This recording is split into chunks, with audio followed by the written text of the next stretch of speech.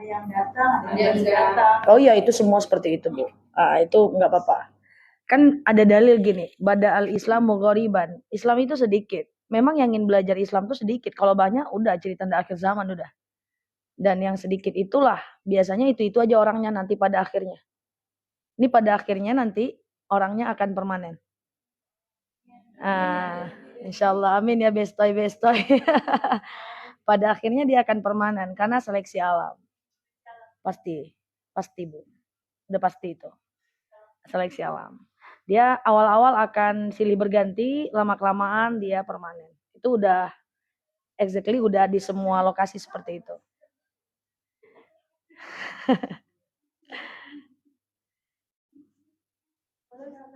Boleh ya? Lanjut ya. Oke, kita sampai berapa? Jam berapa? 3.30? Jam berapa?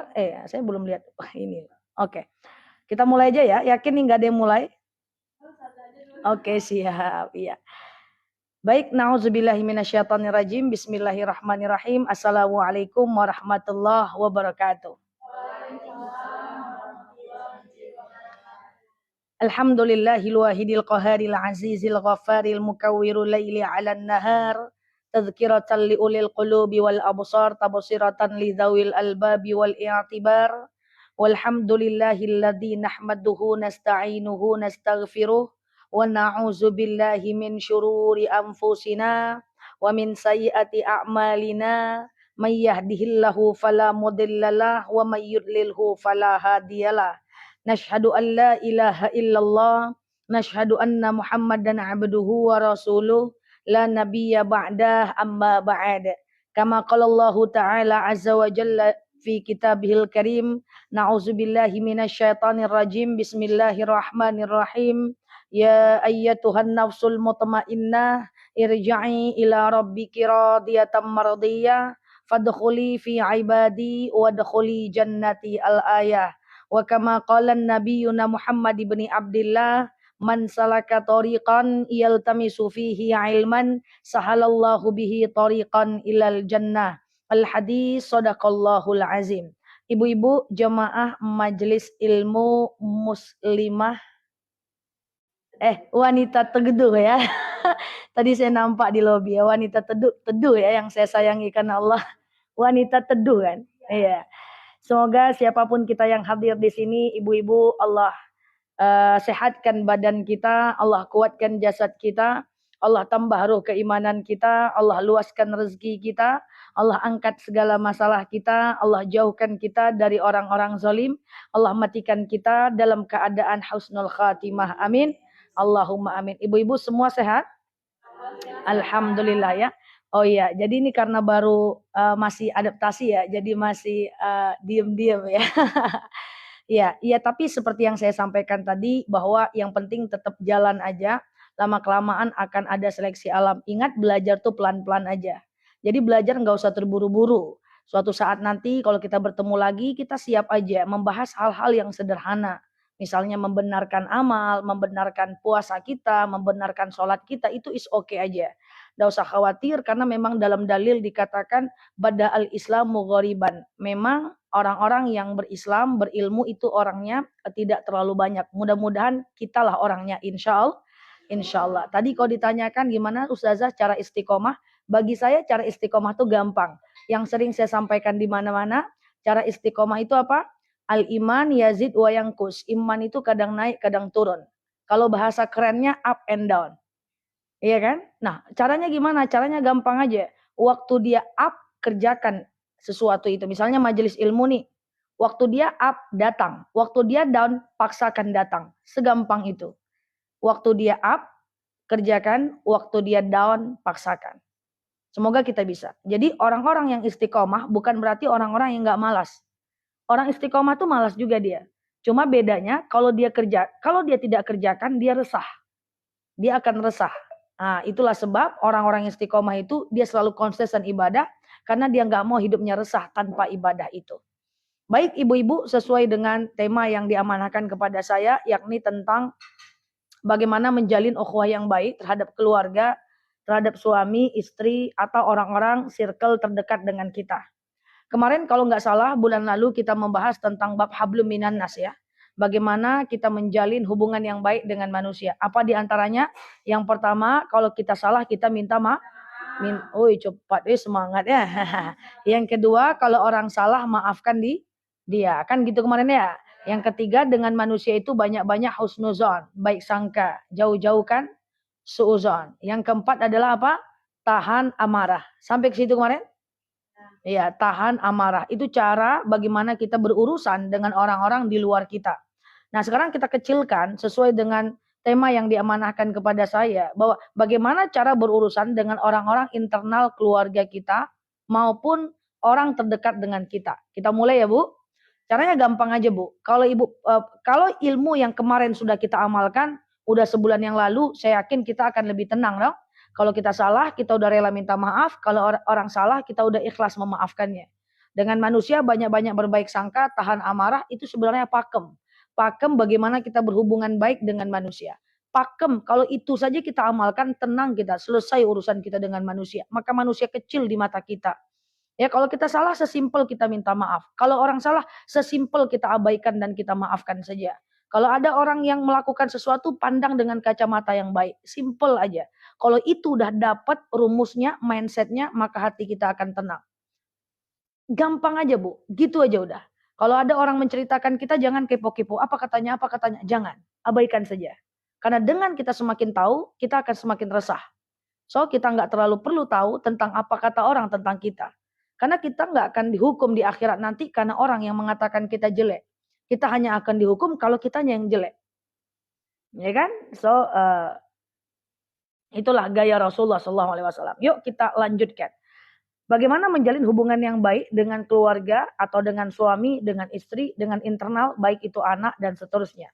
Gampang aja. Yang pertama, ada dalil yang mengatakan, ya ayyuhalladzina amanu la yaktab ba'dukum ba'da. Itu dulu. Saya potong ayatnya.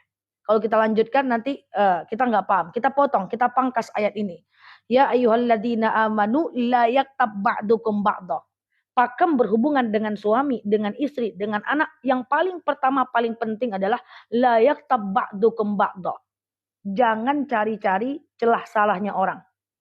Kalau Allah belum tampakkan salahnya, berarti Allah masih pengen tutup aibnya.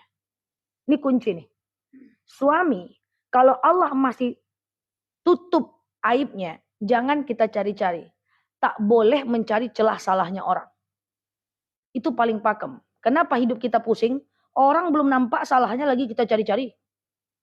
Padahal Allah belum tampakkan. Siapapun kesalahan yang Allah belum tampakkan kesalahannya kepada kita, berarti Allah masih pengen tutup dari kita. Itu dengan siapapun bisa, termasuk dengan orang-orang terdekat kita. Misalnya maaf, ibu bercerita tentang ibu. Ustazah jangan dekat lagi sama ibu itu. Kenapa? Orangnya tak baik. Lah, kan saya nggak nampak. Paham ya? Kalau saya nggak nampak, ya tetap aja berhubungan baik. Sesimpel itu. Lah yang nampak kan ibu. Ibu nggak mau berteman dekat, silahkan. Tapi saya kan belum nampak. Maka saya tidak boleh mencari-carinya. Atau mencari tahu, oh ibu tuh gimana, ibu tuh gimana, ibu tuh gimana. Itu nggak boleh.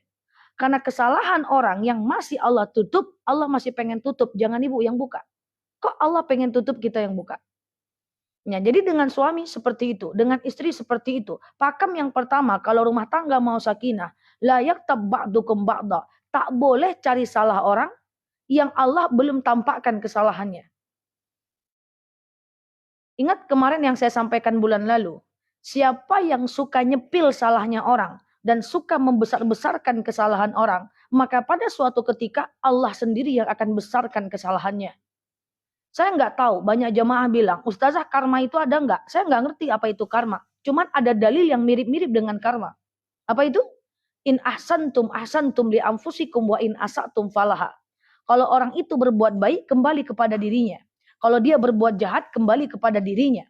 Apakah itu termasuk karma? I don't know. Oh, itu bahasa kampung saya. Yang jelas itu dalilnya.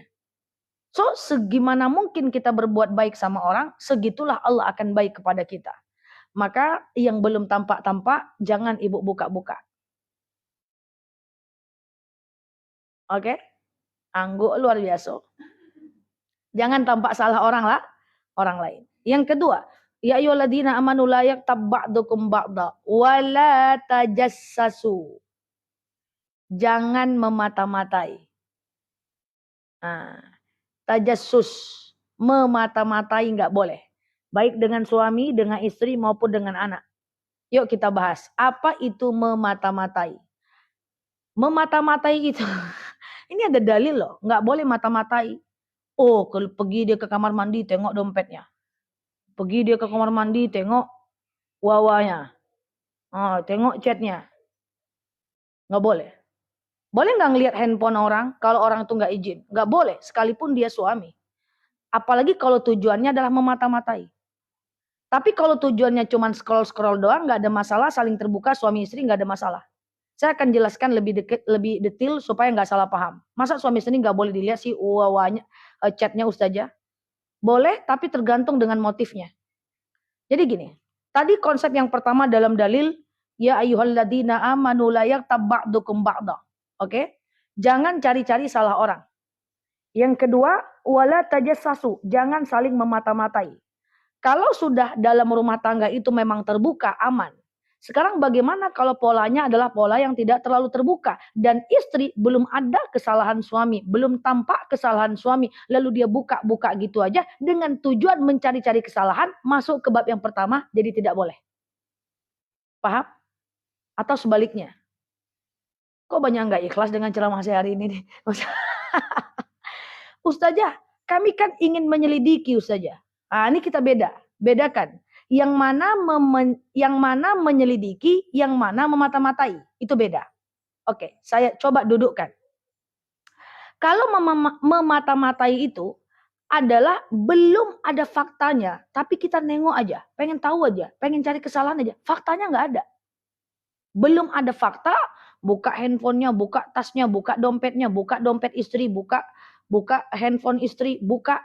Tidak ada sebab, tapi pengen nyari-nyari salahnya orang aja. Itu nggak boleh. Nggak ada sebab, pengen cari-cari aja. Kurang kerjaan aja, itu nggak boleh. Apa beda dengan menyelidiki? Itu beda. Kalau menyelidiki adalah sudah ada satu fakta yang Allah tampakkan, baru lakukan penyelidikan. Itu boleh, mencari bukti namanya. Paham ya? Kenapa dalam polisi ada penyelidikan? Polisi menyelidiki kalau ada laporan. Kalau nggak ada laporan, emang polisi ngenengok semua kesalahan kriminalitas? Kalau ada laporan. Ada fakta nih Pak Polisi. Setelah ada fakta, baru adanya penyelidikan lebih lanjut. Itu boleh. Nah, apa bedanya? Kenapa Intel memata-matai? Karena udah ada laporan. Udah ada kasus. Karena udah ada kasus, ditengok, diselidiki, itu boleh. Itu bukan memata-matai namanya. Tapi kalau memata-matai atau tajasus, belum ada fakta lagi. Nggak ada fakta tuh sama sekali. Tapi kepo-kepo aja. Kok kayaknya suami aku selingkuh ya? Kayaknya kok rambutnya sekarang belah tepi kok belah tengah ya? Siapa yang ngatur ini? Kok kayaknya tengah malam dia ngigau terus ya? Sumbernya hanya prasangka. Itu nggak boleh. Sumber menengok handphone hanya prasangka. Nggak boleh. Oh biasanya dia pulang jam 8 kok jam 9 ya? Dibilang macet, masa macet terus? Oh kalau kayak gitu, ku taruhlah GPS di handphonenya, di kantongnya. Saya taruhlah yang alat perekam suara di mobilnya. Nggak ada fakta, kepo-kepo aja. Itu namanya tajassus. Itu nggak boleh. Ingat ya, bukan, ini kalau terpotong nih bahaya nih. Bukan tidak boleh menyelidiki. Menyelidiki boleh, tapi ada faktanya dulu. Kalau sekedar kepo-kepo itu namanya tajassus. Masuk nanti ibu ke dalam ayat yang tadi. Larangan Allah berdosa bertajassus. Oh jelas dosa. Allah masih pengen tutup dia. Jangan-jangan sebelum dibuka dia bertaubat. Oh iya dong.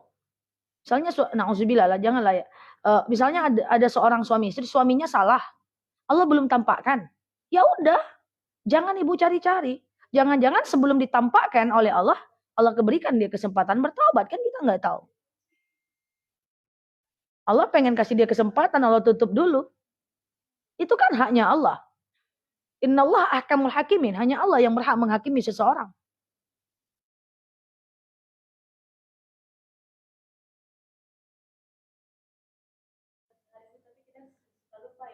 Suka lupa. Kadang mengabaikan, kadang nggak tahu batasannya. Masa nggak boleh? Aku kan pengen cari tahu.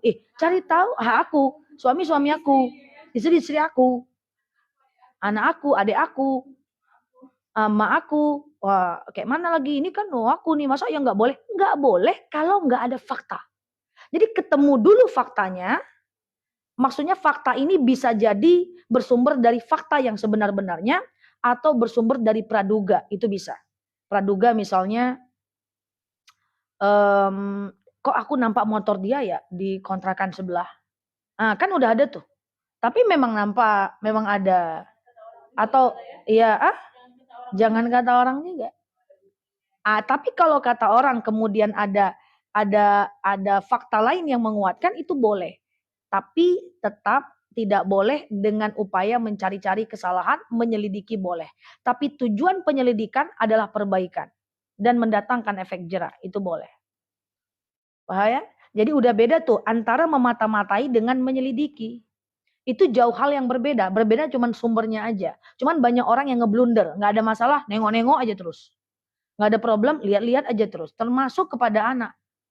Anak kalau nggak ada masalah, jangan tengok-tengok juga tasnya lagi, ngintip-ngintip ke kamarnya. Ini anaknya lagi ngapain dia? Kalau nggak ada problem udah.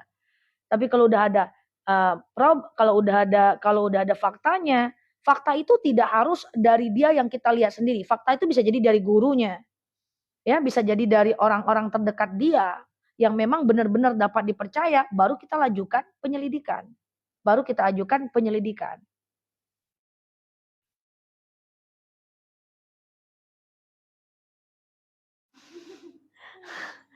Nah, karena kalau tajasus itu dosanya kemana-mana, Bu. Dia lingkaran setan. Coba.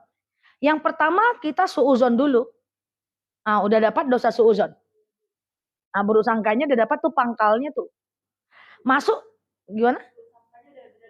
Oh, buruk sangkanya udah dosa. Tajasus itu walaupun apa namanya? Tajasus. Coba sebut. Tajasus. Lagi. Tajasus. Memata-matai. Iya, awalnya buruk sangka, Bu. Oke, awalnya buruk sangka, terjadilah mencari-cari kesalahan. Iya kan? Terjadilah mencari-cari kesalahan. Kalau kesalahannya adalah benar, ibu hati-hati dengan solusinya nanti. Kalau solusi ibu dengan suami pada akhirnya, misalnya nih kita nggak tajasus nih, misalnya suami komunikasi dengan istri orang gitu ya. Ada faktanya misalnya. Boleh nggak ibu lakukan penyelidikan lebih lanjut? Kalau ada faktanya? Boleh. Kalau udah ada faktanya silakan. Ini bukan nggak boleh nengok handphone ya. Boleh kalau ada faktanya satu aja, ibu lakukan penyelidikan lebih lanjut. Nah nanti kan ada solusi. Nggak bisa gontok-gontongan gitu aja sampai akhir zaman kan? Ada solusi. Solusinya apa? Kalau solusinya udah memaafkan, ya udah Bu. Kalau udah maaf, maafkan Bu. Jangan besok bertengkar lagi, itu lagi yang dibahas. Jadi perempuan, iya, iya. Jadi gini, perempuan itu adalah ahli sejarah sepanjang masa. Nah, ya. 7 turunan bisa. Dulu bapakmu tuh nak, dulu bapakmu itu nak. Kalau nggak karena emak nggak hidupnya dia nak.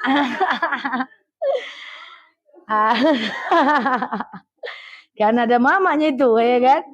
Jadi ketika ada fakta ini selain tajasus ya, ada fakta kita lakukan penyelidikan. Terjadi pertengkaran, maka adalah islah, perbaikan.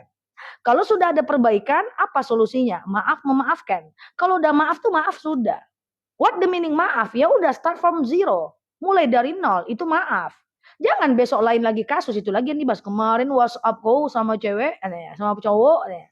2 tahun lagi masalahnya lain lagi. Kemarin udah aku maafkan. 2 tahun lagi ada masalah lagi. Kemarin udah aku maafkan. Katanya maaf. Tapi akhirnya disebut-sebut juga. Ya, disebut-sebut juga. Itu yang tidak boleh. Sebenarnya itu bukan maaf. Itu ibu cuman lupa itu. Lupa kan, ingat kajian kita bulan lalu. Memaafkan tidak sama dengan melupakan. Kalau lupa, nanti bisa ingat lagi. Tapi jangan diungkapkan. Tahan. Kan aku udah maaf. Gitu. Kalau ada problem, bahas itu lagi. Tapi kalau suaminya atau istrinya jatuh ke lubang yang sama, terus saja maksiat, terus saja maksiat, terus saja udah dengan orang ketiga, ya ibu punya pilihan nanti, melepaskan atau tetap memaafkan dan bersabar menanti perubahan. Ajik.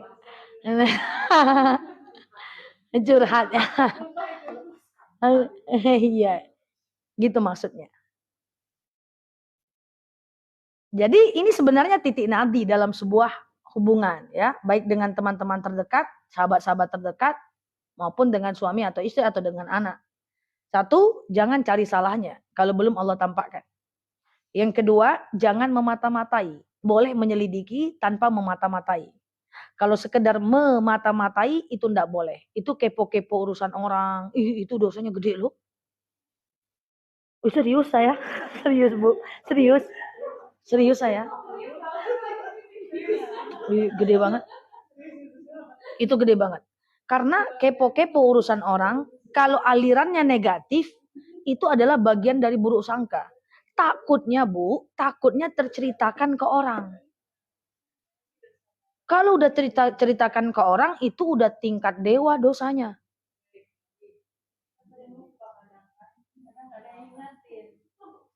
Iya itu. Iya. Apa sih? Gitu. Iya. Iya. Kata teman saya gosip tuh nikmat juga sih. Seru gitu ya. Jadi masih kena ke. Iya. Iya itu. Jadi kepo-kepo tuh dosanya gede, apalagi kalau terspil kepada orang lain. Pertama kita kepo dulu. Kepo tuh nggak ada yang ceritanya husnuzon, kagum, salut tuh jarang. Biasanya kepo tuh negatif aja. Baru ganti kulkas 6 pintu, lah mentang-mentang suami baru. Salah aja. Tengok kalau nggak salah suaminya tuh ada istri juga tuh di Jakarta tuh satu. Iya, belum lagi ininya. Langsung terceritakan pula ke orang. Dah dapat satu dosa suuzon, satu dosa gosip, yang satu nih tidak berhenti dia. Ada cerita-cerita pula ke orang. Itu. Awalnya kepo, lama-kelamaan terspil kepada orang, tersampaikan. Kalau udah non kepada orang, itu udah bahaya. Oh itu ngeri dosanya Bu. Makanya kan saya pernah bilang kan bulan lalu, minta maaf dengan orang yang pernah kita gosipkan di dunia, atau sampai ketemu di padang mahsyar. Innallah ahkamul hakimin.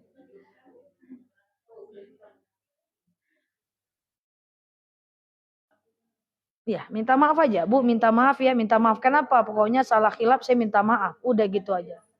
Jangan dibilang kenapa kita minta maaf. Kita kalau ngopi-ngopi sama teman, cerita tentang kita aja lah. Duduk-duduk, cerita tentang kita aja lah. Nggak usah cerita tentang orang. Apalagi tentang meja sebelah. Tengoklah tuh, tengok tuh. Nggak kenal aja kena sama kita. Karena itu udah spesialisasinya. Iya.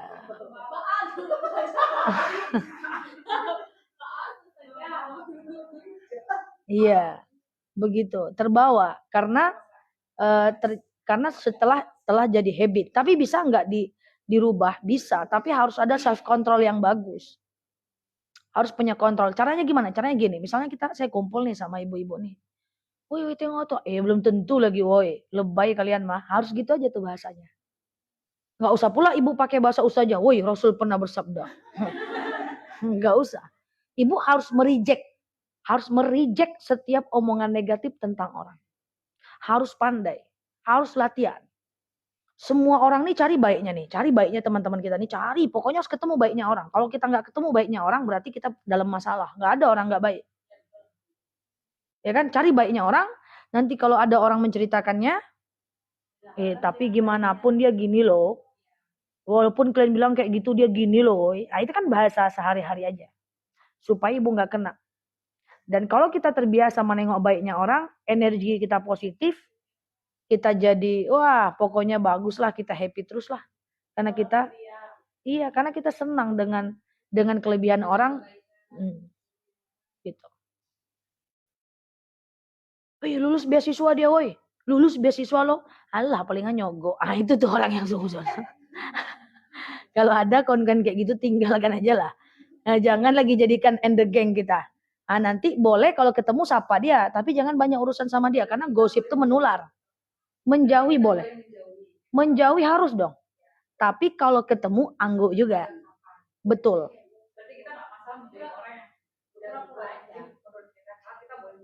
Harus menjauh. Harus.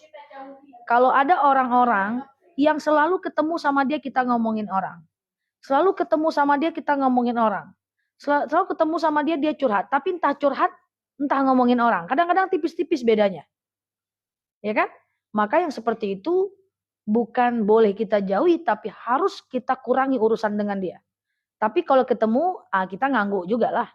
Kalau kita ketemu sama mereka, kita ngangguk juga lah. Termasuk apapun dia. Walaupun tetangga sendiri seperti itu. Karena itu nular, Bu. Kan gosip itu nular. Dari satu orang berdua ngomongin orang, datang orang ketiga, datang orang ke-10, udahlah.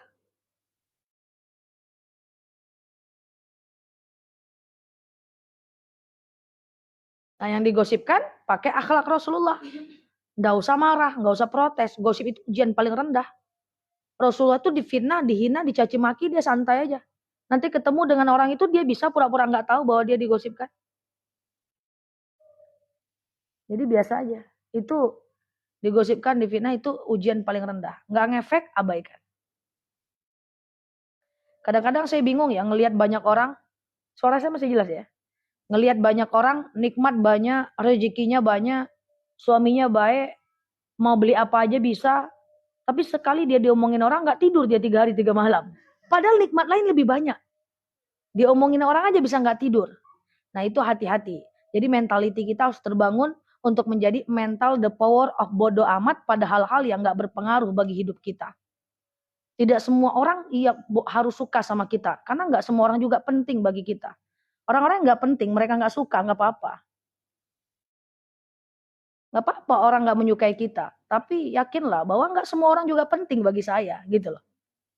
Kenapa kita ngomong seperti itu dalam diri kita?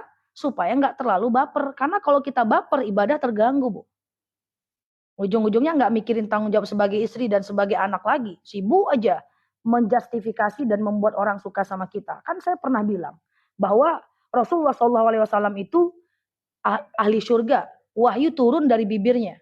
Bayangkan karena Rasulullah itu ada Al-Quran. Rasul ahli surga, ganteng luar biasa, dosanya kecil. Kenapa Rasulullah itu dosa tapi kecil? Karena Rasulullah itu sekali dia berdosa langsung turun wahyu, Bu. Kalau kita dosa enggak turun-turun si wahyu itu aja bedanya, Bu. Makanya Rasulullah itu dosanya kecil. Karena ketika Rasulullah berdosa, langsung ditegur sama Allah. Kalau kita kadang enggak, kadang ditumpuk sama Allah, nanti dijadikan musibah. Nah, jadi Rasulullah aja yang ada orang yang wahyu turun dari mulutnya, itu banyak orang yang benci, Bu. Masa kita mau pula semua orang suka sama kita? Mantap lah kita lagi pada Rasulullah. Emang lu siapa ya, kata Rasulullah gitu kan? Nah, oke. Yang pertama tadi jangan cari salah. Udah waktunya cepat betul berjalan ya. Yang kedua adalah jangan tajassus ya. Jangan memata-matai orang ya, jangan memata-matai siapapun, dia memata-matai ya, enggak boleh. Mengawasi boleh, memata-matai enggak boleh. Mengawasi itu gimana? Misalnya seorang suami boleh pasang CCTV di rumah. Seorang atasan boleh pasang CCTV di kantor. Itu dalam rangka mengawasi biar semua berjalan dengan baik. Tapi mencari-cari kesalahan atau tajassus itu enggak boleh. Oke? Stop. Kau mencuri hatiku. Yang ketiga. Dalam dalil itu adalah ayuhibbu ahadakum ayyakula lahman ahihi maitan faqarihtumuh. Orang yang mencari-cari salah orang atau orang yang bertajassus memata-matai orang, itu dalam ayat itu dikatakan bagaikan dia memakan bangkai saudaranya sendiri. Ayuhibbu ahadakum, maukah kalian ayyakula lahman akhihi maitan faqarihtumuh, memakan bangkai atau jasad orang yang udah mati dan memakannya. Itulah dahsyat dosa dan tidak baiknya orang-orang yang suka tajassus dan mencari kesalahan orang lain. Nah gitu. Jadi sekarang prinsipnya menurut saya gini sih. Suami, istri atau siapapun, semua orang itu senang dihargai, betul ya. Siapapun dia, semua orang senang dihargai. Dan di dunia ini orang tidak cinta kepada orang yang banyak ilmu. Orang cinta dengan orang yang punya akhlak baik. Sekarang nggak usah orang tuh sekolah, nggak usah profesor, nggak usah doktor. tapi akhlaknya baik, dia bisa menghargai orang, disayangi nggak? Disayangi. Tapi berapa banyak profesor, doktor, orang-orang hebat, ya tapi nggak bisa menghargai orang, nggak bisa mendengarkan orang. Apakah dia disukai? Tidak. Maka jadilah gula pertama ketika bertemu dengan orang, itu kita hargai orang lain. Setiap orang pengen diakui dan dihargai. Udah, itu aja pada prinsipnya. Ada suami, hargai. Ada anak, hargai. Dapat sesuatu dia, puji. Ya, diangkat dia. Salah dia, bela dulu. Ini enggak, salah, tulah. Itulah. Nah, jadi ya prinsip yang ketiga. Yang keempat begini. Karena setiap orang pengen dihargai dan pengen dijadikan tempat berlindung. Kalau ibu pengen dicintai banyak orang, nggak cuma suami, bisa. Adalah caranya gimana? Caranya hargai orang lain. Orang-orang yang senang menghargai orang lain, dia akan disenangi oleh banyak orang. Itu sudah pakem. Berapa banyak orang berilmu tapi akhlaknya nggak bagus. Orang gedek aja sama dia, nggak suka aja orang sama dia. Entah dia merasa hebat, entah dia sok pinter, dan seterusnya. Nah, ini catatan. Suami ibu atau istri, bapak atau siapapun, itu di luar pasti dia punya problem. Di luar atap rumah tangga. Entah dia punya kesalahan kesalahan di kantornya, maaf, entah dia pernah nyuri, entah dia punya korupsi gitu, auzubillah ya. Entah dia pernah, atau anak kita entah pernah nyuri duit gurunya, entah pernah dia nyuri uang temannya, entah mungkin kita udah punya anak kita udah punya menantu, entah dia melawan dengan suaminya gitu ya. Padahal anaknya kita anak perempuan. Cara supaya damai rumah tangga terhadap keluarga inti, bela dulu baru nasihati. Itu paling prinsip. Jadikan kita dulu tempat berlindungnya. Salah dia, bela dulu. Oke, salah dia adikku, ku bela dulu. Setelah itu baru ku nasihati. Itu prinsip. Ini kakak kita punya masalah di kantornya. Misalnya dia nyuri gitu ya. Tulah. Mana fungsi kita sebagai adik? Bela dulu, Kak, ayo pulang, Kak. Udah, Kak, kakak sabar dulu, tenang dulu, Kak. Setiap orang tuh pernah punya salah kok, Kak. Tenang aja, Kak. Gitu dulu. Baru dinasehati. Kita tempat berpulang. Kepada orang lain gitu juga. Udah jelas teman kita salah. Ditampakkan salahnya. Bela dulu dia teman kita. Baru nasihati. Tujuannya apa? Supaya orang itu bisa dengar kata kita. Ini teknik. Ini ada anak nih. Rupanya karena dia, ya kita kecolongan lah, mungkin ibu-ibu wanita karir ya kan. Ternyata anaknya mukulin anak orang gitu ya kan. Tuk, atau berdarah lah anak orang kepalanya. Datang dia ke rumah, bela dulu. Oke nak, tenang aja, nggak apa-apa, tenang aja, nggak apa-apa. Kamu salah, kamu khilaf, nggak apa-apa. Dah, damaikan dulu hatinya. Baru nasihati dia, sehingga nasihat tuh masuk. Cus, Nenda. Ada suami misalnya, suami nauzubillah, misalnya dia melakukan kesalahan di kantor, atau dia nabrak anak orang karena lagi main telepon, itu kan salah gitu ya. Lalu kemudian terjadi, bela dulu. Jangan nanti dia nabrak anak orang, tulah, enggak pakai mato, pakai dengkul, tulah. Itu maksud saya menghargai. Bela dulu, baru nasihati. Itulah teman yang baik, itulah suami yang baik, itulah istri yang baik. Oke, dia salah, tapi ku bela dulu. Kenapa? Karena dia suami aku. Nanti baru ku selesaikan secara adat. Oh enggak gitu juga ya. Iya, tapi itulah ya yang saya maksud. Itu cara-cara bagaimana kita bisa berkomunikasi dengan baik kepada orang. Itu akhlak yang baik. Kalau kita udah kayak gitu, saya yakin orang-orang bisa bakal deket sama kita dan mau menghargai kita. Itulah cara-cara orang yang berilmu. Ingat, semua orang tuh dakwah. Semua orang tuh mau mengingatkan orang. Tapi kadang-kadang mengingatkannya dengan cara yang tidak benar. Makanya saya sering bilang, jangan menasehati dengan menyakiti.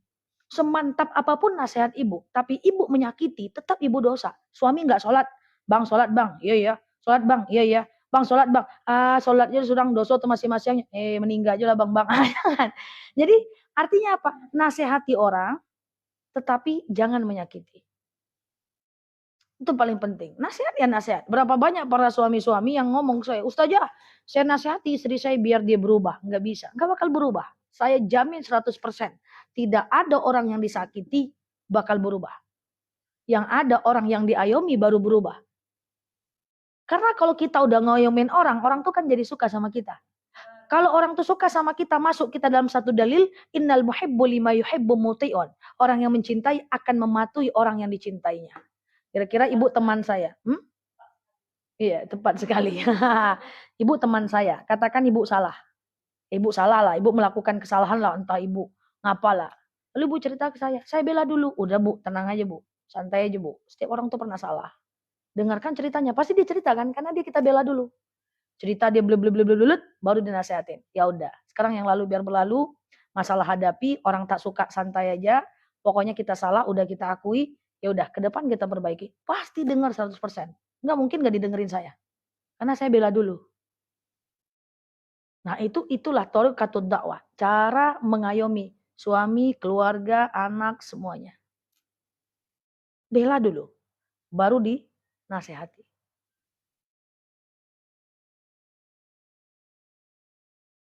Ya Allah, khusyuk ya.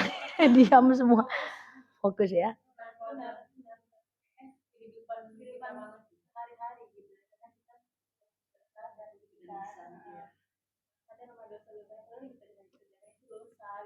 Iya. Kita nasehatin, tapi kita bentak-bentak. Nggak boleh yang kayak gitu juga. Nasihatin anak tapi marah-marah. Nggak bisa. Kalau ada orang berubah dengan dimarahi, saya akan lebih pemarah. Nomor 1 saya pasang badan. Tapi masalahnya enggak ada orang yang berubah dengan dimarahi, itu enggak ada. Saya bukan ibu entah siapa lah ya. Pernah enggak ngelihat ibunya udah marah-marah, anak tetap enggak berubah. Kok begini-begini, besok dibuatnya lagi. Begini-begini, besok dibuatnya lagi. Pernah dengar gitu ya? Karena ibunya udah sering marah, jadi dosisnya tuh udah tinggi. Jadi antibiotiknya tuh udah tinggi, enggak mempan lagi. Tapi ketika bapaknya baru batuk dikit aja dia berhenti. Kenapa bapaknya jarang marah? Jadi jangan kasih dosis yang terlalu tinggi. Dosisnya tuh rendah-rendah aja dulu. Kalau ibu udah pasang suara gede-gede, besok ibu nggak bakal didengar lagi. Apalagi ke suami bu, hati-hati bu. Laki-laki itu dia pinter bu. Kalau ibu udah sering marah-marah, besok ibu baik lagi, marah-marah ibu baik lagi, besok dia nggak akan peduli lagi dengan marahnya ibu. Believe me, itu bahasa kampung saya aja ya. Jadi biasa aja, cool aja. Nggak usah terlalu sering marah-marah. Berikan efek jerah di penyakit yang tepat. Hanya 2 pilihan. Kita yang mengendalikan kondisi psikologis orang atau orang yang mengendalikan kita. Orang yang jarang marah itu akan ditakuti. Saya punya ponakan. Kalau kakak saya bilang, udah maghrib pulang. Nggak didengerin. Saya nggak pernah marah. Saya juga nggak pernah perhatikan ponakan saya pulangnya maghrib atau enggak. Dia sering jual nama saya. Nanti marah Umi. Umi itu saya. Saya nggak pernah marah. Tapi ketika maghrib saya pulang ceramah, cerut mobil saya depan rumah, terpanting-panting dia lari ke rumah. Kenapa nih ponakan terpanting-panting lari ke rumah? Nanti Umi marah. Dari mana ya dia tahu? Saya nggak pernah marah padahal. Cuma ditakut-takuti doang. Artinya apa? Kalau saya udah batuk dikit, Dek, dia berhenti tuh langsung udah. Jangan batuk aja. Dek, iya Mi. Siap Mi. Ada dia. Siap salah Mi. Udah, dia berubah. Nggak pernah saya marah. Saya marah-marah cuma sama jemaah aja gini-gini ya. Gitu. Jadi kurangi dosisnya supaya manjur obatnya. Oke?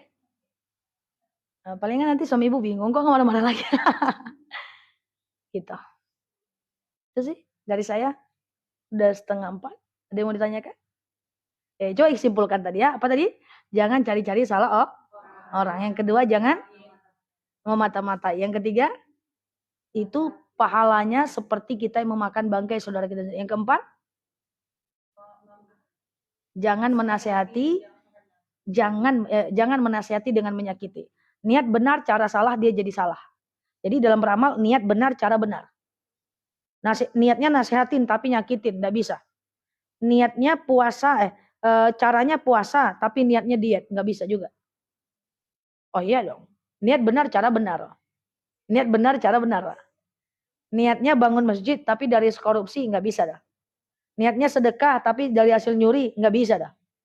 Jadi niat benar, cara benar. Niat menasehati tapi menyakiti, enggak bisa. Saya dakwah 19 tahun. Ngajar udah 10 tahun. Jadi dosen udah 10 tahun. Tidak pernah sekalipun saya memarahi mahasiswa saya. Kalau ada faktanya, kena telinga saya. Gak pernah. Kalau ada mahasiswa saya yang mahasiswa itu kan sekarang gayanya macam-macam. Nah gitu-gitu kan. Tak pernah saya marahi. Kalau saya gedek, saya marah, semarah-marahnya saya nggak pernah, kamu duduknya yang benar. Enggak, nanti dia malu dengan orang lain. Terbuka aibnya dengan teman-temannya. Nanti bakal dibully dia ketika keluar. Kau kena marah Bu Nela kan, kau kena marah Bu Nela kan.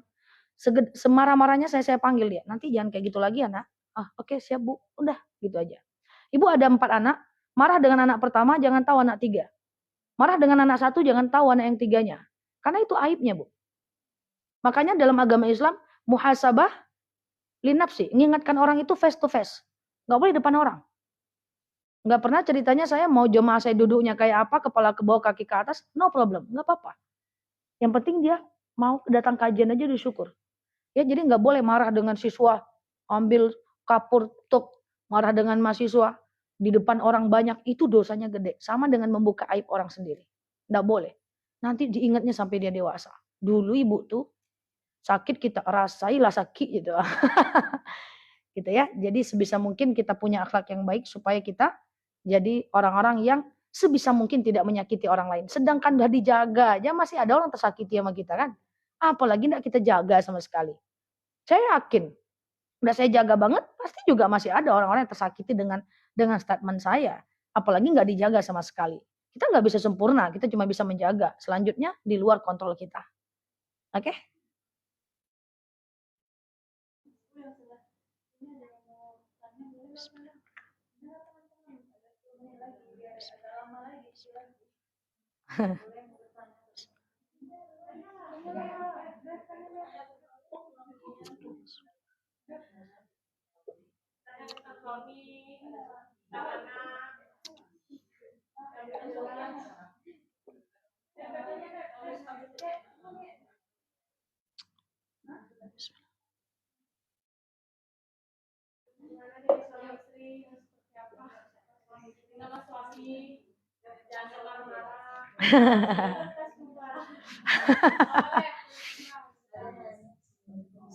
Waalaikumsalam. Kalau misalnya nih Ustazah kita udah menasihati dia dengan baik-baik, tapi orang itu nggak berubah juga. Oke. Baik. Ya, Ustazah, saya udah nasihati dengan baik-baik. Tapi orang tuh nggak berubah juga. Gimana? Apakah dia anak, suami, teman, atau siapapun lah. Bu, saya sering bilang kepada jamaah begini. Bahwa tugas kita cuma menasihati dan mendoakan. Titik. That's it. Nggak lebih, nggak kurang. Nasihati, doakan. Kita bukan pemberi hidayah. Yang ngasih hidayah adalah Allah. Bukan kita. Tugas kita adalah menasehati, mendoakan. Itu aja udah paling mantap, Bu. Kalau ibu udah mencoba menasihati seseorang dan mendoakannya, udah mantep itu, udah mantep. Karena nggak semua orang mau nasihatin orang. Tapi kita bukan pemberi hidayah. Yang memberi hidayah adalah Allah. Kapan Allah beri hidayah pada seseorang? Sesuai dengan waktu yang Allah inginkan. Ada orang yang dapat hidayah pas sudah meninggal, ada Bu. Ada orang udah sakit dulu dia, udah di PHK, dia stroke, dia terbakar rumahnya, baru dia dapat hidayah. Nggak bisa juga dia berubah dipetok oleh Allah. Pop, baru dia dapat hidayah. Ada. Maka kita sebagai orang yang menasehati dan telah mendoakan, udah that's it, itu aja. Cukup, enough. Nah, hidayah itu urusan Allah. Dan terus Ustazah, kayaknya nggak mungkin lah dia berubah. Oh nggak boleh. Ingat, ada dalil. Wala tai'asum min ruhillah. Innahu la yai'asum min ruhillah ilal qaumil kafirin. Tidak boleh putus asa dengan rahmat Allah. Yang putus asa itu cuma orang-orang non-muslim dalam bahasa Islamnya. Jadi nggak boleh juga putus asa. Orang yang kita nasihati sekarang dan belum berubah, bisa jadi suatu ketika dia lebih taat dibanding kita.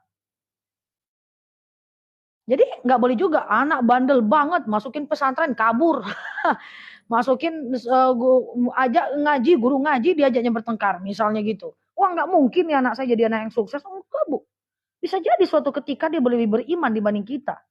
Nah karena hidayah itu urusan Allah. Ingat jangan fokus pada hasil ya. Karena hasilnya itu urusan Allah. Fokus kepada tugas dan tanggung jawab kita aja. Gitu Bu. Nah, ya.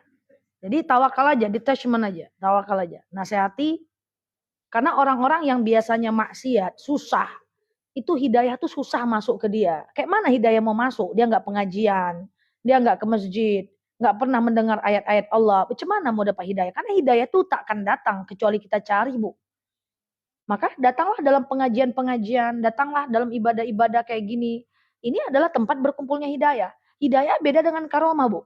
Kalau karomah itu datang langsung tanpa dicari. Kayak Umar bin Khattab masuk Islam langsung, bop, turun karomah. Hidayah nggak bisa, Bu. Hidayah tak akan datang kecuali kita jemput. Nah, dijemput. Di mana tempat berkumpulnya hidayah? Ya, dalam majelis-majelis ilmu kayak gini. Ini tempat berkumpulnya hidayah. Ini usaha kita menjemput hidayah. Pertanyaannya, apakah setiap orang yang ikut pengajian dapat hidayah? Belum tentu. Karena ini adalah cara mereka mencari hidayah. Jadi jangan di judgment. Oh, itu rajin pengajian tapi enggak juga dia baik dong. Ya iyalah. Kan dia proses menjemput hidayah. Masih baik daripada kita yang tak datang pengajian. Kan seperti itu. Nah, maka itu ya. Jadi kita juga nggak bisa mengharapkan orang berubah karena hidayah itu urusan Allah, dan nggak juga boleh meremehkan pelaku maksiat karena bisa jadi suatu saat dia lebih taat. Tugas kita bukan menghakimi tapi menasehati. Kadang-kadang kalau dengan manusia ini susah. Kemarin ada jemaah saya nanya, ada dia kehilangan emas. Jemaah saya ini mualaf, dia kehilangan emas. Datang orang Islam yang sudah benar-benar Islam katanya. Dia mualaf kan bagus ya. Saya tahu jemaah saya ini rajin pengajian, kehilangan emas. Langsung orang Islam yang benar-benar Islam tadi ini, pura-puranya yang dari oroknya udah Islam ngomong, kau kurang zakat enggak katanya. Ya Allah, menghakimi seseorang itu tak boleh. Ngejudge, menghakimi. Ya kan, padahal dia zakat atau enggaknya dia urusan dia dengan Allah. Emangnya saya kalau ceramah tentang zakat, saya ada menilai ibu enggak bayar zakat? Enggak ada, saya ceramah aja tentang zakat tanpa penilaian apapun kepada jemaah saya.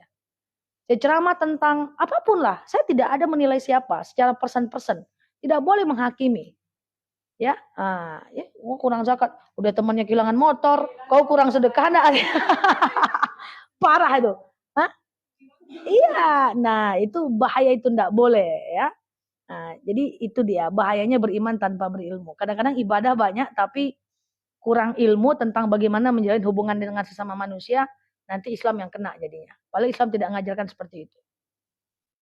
Jadi datang majelis ilmu adalah cara kita mendapatkan hidayah.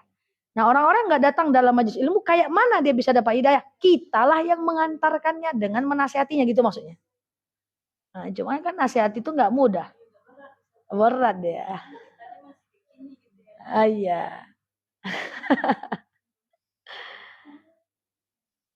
Tapi kan sekarang ibu masih kayak gini. Kalau ngaji terus 5 tahun lagi udah kayak gitu dia.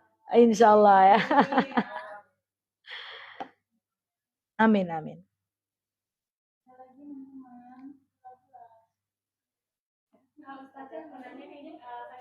Ketika ada istri mengingatkan suami, lalu si suami bilang suami berhak atas istrinya, tapi itu tidak ada hak atas suaminya, itu bagaimana pandangannya dalam syara Islam? Seorang suami, seorang istri menasihati istri. Seorang istri mengingatkan suami yang salah. Terus suaminya bilang, tidak ada hak kau atas aku. Yang ada itu hak aku atas kau. Balas, bang, la ta'ah indal ma'asi. Tidak boleh aku taat dalam kesalahan. Jadi gini. jadi gini maksudnya. Untuk menilai sesuatu itu benar atau salah, bukan pendapat manusia dan posisinya, tapi kebenaran syariat. Coba, Ali bin Abi Thalib itu anak kecil, anak muda. Abu Bakar itu orang tua. Abu Bakar ini pernah merajuk dengan Ali bin Abi Thalib, dengan anak muda. Bertanyalah Umar bin Khattab, Abu Bakar kenapa engkau diam-diam dengan Ali? Apa kata Abu Bakar? Udah 3 hari Ali tidak menasehatiku. Apakah Abu Bakar bilang saya adalah orang tua, anak kecil tidak berhak menasehati saya? Tidak. Jadi walaupun dia anak kecil, walaupun dia orang-orang yang tidak beragama, maka dalam Islam apa? Unzur maqala wala tanzur man qala. Lihat apa yang dibicarakan, tak peduli siapa orangnya. Walaupun dia istri, tapi yang dia katakan benar, dia adalah benar.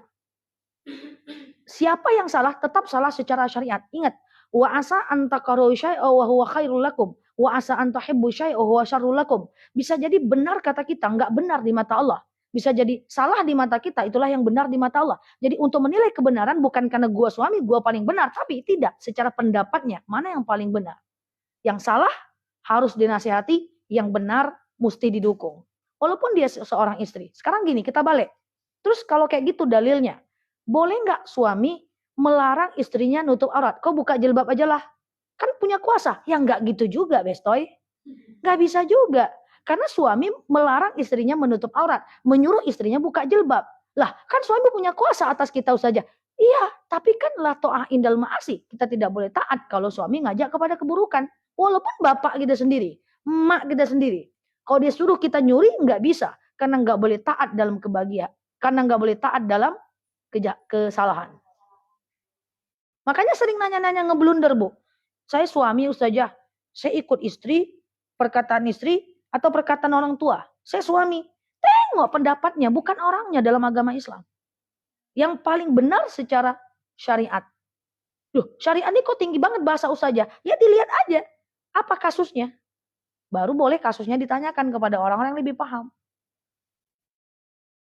Jadi ketika suami salah, istri wajib mengingatkan. Oh, aku kan suami. Lah, suami tetap salah. Kalau ya salah, tetap salah, harus diingatkan. Ya, jadi kalau ada suami-suami yang mengajak kepada yang maksiat, suami misalnya nyuruh ibu buka aurat, suami masalah nyuruh ibu nyuri ibu berbohong, jangan. Oh, aku kan suamimu. Iya bang, masalahnya aku nggak boleh taat, nggak boleh patuh kalau itu kesalahan bang. Gitu. Allah maha pencemburu ya, hati-hati. Kalau kita lebih patuh dengan manusia, sementara Allah ajarkan kebenaran, Allah maha pencemburu loh. Iya. Hati-hati juga sholatnya, nanti pelan-pelan kita bahas gimana cara sholat khusyuk. Sholat nggak khusyuk, sholat pikiran kemana-mana tuh bahaya loh. Coba jawab. Sehari ada berapa jam? 24 jam. Sholat berapa kali? 5 kali sehari semalam? 5 kali. Satu kali sholat kalau kul-kul doang berapa menit? 7 menit lah. 7 kali 5 berapa menit? Dalam 24 jam nafas yang Allah berikan sama kita, Allah cuma minta 30 menit untuk sholat. Menghadap Allah. Terus saat 30 menit itu pikiran ibu kemana-mana. Kira-kira Allah cemburu nggak? Ah, iya. Iya, dalam hati. Dalam hati dihafalin pelan-pelan. Ngeblank kemana-mana. Membayangkan artinya lebih khusyuk. Nah, sekarang ibu punya suami. Ibu kerja katakan pura-puranya 10 jam. Suami cuma minta waktu 2 jam bareng-bareng dia. Terus pikiran ibu kemana-mana. Kira-kira dia marah nggak? Apalagi Allah.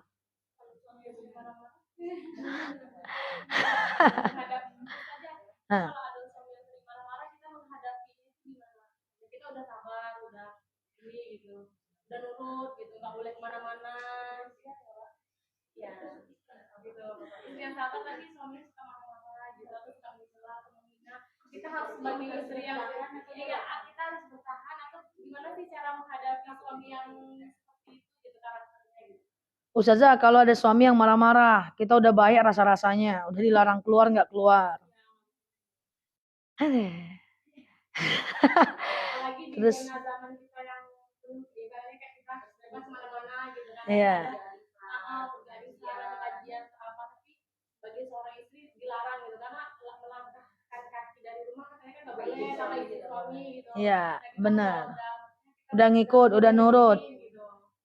Bagaimana udah nurut. cara menyikapi yang baik sebagai istri soleha? Nah, betul. Bagaimana cara menyikapi istri yang baik sebagai istri soleha? Sekarang gini Bu, mau nggak mau kita harus akui. Kalau ada yang suami suka-suka marah, saat dia marah itu tidak akan ada yang benar di matanya. Itu catatan yang paling pertama, harus diakui, itu manusiawi. Karena kenapa? Karena dalam kitab Ihya Ulumuddin karangan Imam Al-Ghazali dijelaskan bahwa ketika orang marah itu setan masuk, tap. Marah dia masuk setan, tap. Ngapain tugas setan? Biasanya ada 2. Pertama, menampak-nampakkan keburukan orang. Kedua, menutup kebaikan orang. Jadi percayalah, saat dia marah-marah, dia udah nggak nampak baiknya ibu. Dia nggak nampak, oh ibu tuh kan nurut, oh istriku tuh nurut, kok gua marah-marahin sih, oh istriku kan udah cakep sejagat raya, kok aku marah-marahin sih, oh istriku tuh udah taat bang. Nggak kan kepikiran Bu, karena dia dalam mode bekerja sama dengan setan. Oh iya, setan udah masuk. Kalau marah-marah setan masuk Bu. Jadi jangan berharap dianggap baik dengan orang-orang yang sedang marah. Itu mimpi siang bolong, nggak mungkin. Karena setan udah masuk, tap. Nah cara kita gimana menyikapinya? Kita sebagai istri yang soleh, azik. Iya sebagai istri yang soleh, caranya gimana? Saya mau sampaikan bahwa semua cara yang ibu lakukan akan salah. Karena dia sedang bekerja sama dengan setan. Tapi di antara cara yang salah ini ada cara yang lebih baik. Contoh, ibu nanti nangis dia akan ngomong, cengeng kok mah tadi. Ibu melawan kok ya. Nah. Ibu serondok dalam kamar, aku marah-marah enggak kau dengar ya, aku kunci kamar. Ibu kemudian diam aja kok ya, padahal aku marah-marah. Salah semua, Bu. Kenapa salah semua? Modenya sudah mode bekerja sama dengan setan. Itu yang perlu kita pahami. Jadi jangan berharap kita akan dipandang baik di mata orang-orang yang sedang marah. Siapapun itu. Nah, selanjutnya adalah di antara menangis, masuk kamar, melawan, diem. Itu cara yang paling salah nih. Di antara cara-cara yang salah ini, lebih baik ibu tenang dan diam saja. Biasakan diri, coba acceptable dengan keadaan. Acceptable, ikhlas menerima keadaan, karena itu yang lebih menenangkan. Percayalah, semarah-marahnya dia, marahnya cuma sementara. Tinggal nanti kalau efeknya terlalu tinggi, sampai merugikan ibu, merugikan fisik, merugikan jasad, merugikan apapun, baru selesaikan dengan cara yang lain nanti. Dengan orang ketiga. Tapi selagi cuma marah-marah gitu aja, di antara cara yang selalu salah ini, pilihlah cara santuy, tenang, abaikan. Pasang pikiran, antar juga dia balik lagi. Udah gitu aja. Iya, kan yang tadi, doakan. Nasihatinya kapan? Jangan saat marah-marah, nggak bisa. Kan modenya udah bekerja sama dengan setan. Nggak bisa. Jadi nanti menasihatinya saat liburan. Papa jangan marah-marah lah. Ya kan nanti terjadi omongan. Saat lagi makan. Jangan saat itu. Kalau saat itu, haduh, nggak bisa. Ya, karena kenapa dia marah, Bu? Dia orang marah tuh biasanya dia tidak bisa memberikan jarak antara respon dan stimulus. Makanya dia langsung marah. Kita yang memberi jarak, ya udah. Tapi walaupun ibu dia tetap akan disalahkan ya. Nggak ada jaminan, tetap akan disalahkan. Makanya sekarang saya tanya, lebih mudah merubah orang atau merubah diri kita? Saya kaya lagi, lebih mudah merubah orang atau merubah diri kita? Lebih baik merubah cara pandang kita. Suamiku memang kayak gitu, tapi kan dia baiknya. Ntar juga baik. Ntar juga habis marah-marah, dia gini lagi, minta maaf lagi. Lebih mudah loh merubah cara pandang kita, sayang lagi. Daripada kita tuntut, jangan marah-marah, jangan marah, susah. Di saat itu susah.